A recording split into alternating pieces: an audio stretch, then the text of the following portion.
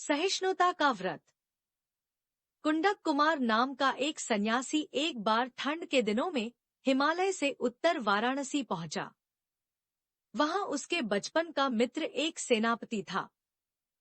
उसने सन्यासी को राजोद्यान में स्वच्छंद भ्रमण की अनुमति दी। एक दिन कुंडक कुमार उद्यान में बैठा तप कर रहा था कि तभी वाराणसी का एक दुराचारी राजा अपनी प्रेमिकाओं के साथ वहां प्रविष्ट हुआ।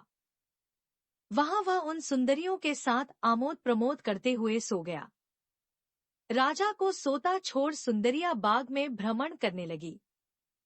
तभी उनकी नजर कुंडक कुमार पर पड़ी जो साधना में लीन था। सुंदरियों ने उसका ध्यान आकृष्ट कर उसे उपदेश सुनाने को कहा। कुंडक कुमार ने तब उन्हें सहिष्णुता की महत्ता पर उपदेश देना प्रारंभ किया। थोड़ी देर के बाद जब राजा की नींद टूटी और उसने अपनी सुंदरियों को अपने पास नहीं पाया तो वह उन्हें ढूंढता हुआ कुंडक कुमार के पास पहुंचा। एक सन्यासी द्वारा उसकी सुंदरियों का आकृष्ट हो जाना उसके लिए असह्य था। अतः क्रोध से उसने सन्यासी से पूछा कि वह उन सुंदरियों को कौन सा सबक सिखा रहा था।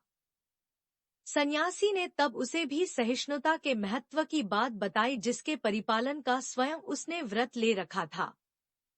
यह सुन राजा ने उसे कोड़ों से पिटवाया। जब वह लहूलुहान हो गया तो राजा ने फिर पूछा कि उसके व्रत का क्या हुआ। खून से लथपथ सन्यासी को कोई क्रोध नहीं आया और वह सहिष्णुता के व्रत का ही गुणगान करता रहा।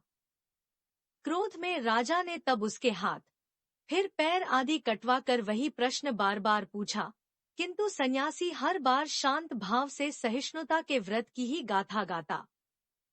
अंत में उस सन्यासी की सहिष्णुता से परम क्रुद्ध हो राजा ने उसकी छाती पर लात मारी और वापस लौट गया। कहा जाता है कि राजा जब वापस लौट रहा था तभी धरती फट गई। उसके अंदर से उठती आग की लपटों ने राजा को निगल लिया। सन्यासी के घाव भी तभी स्वयमेव क्षण मात्र में भर गए थे और वह पुनः हिमालय पर वापस चला गया।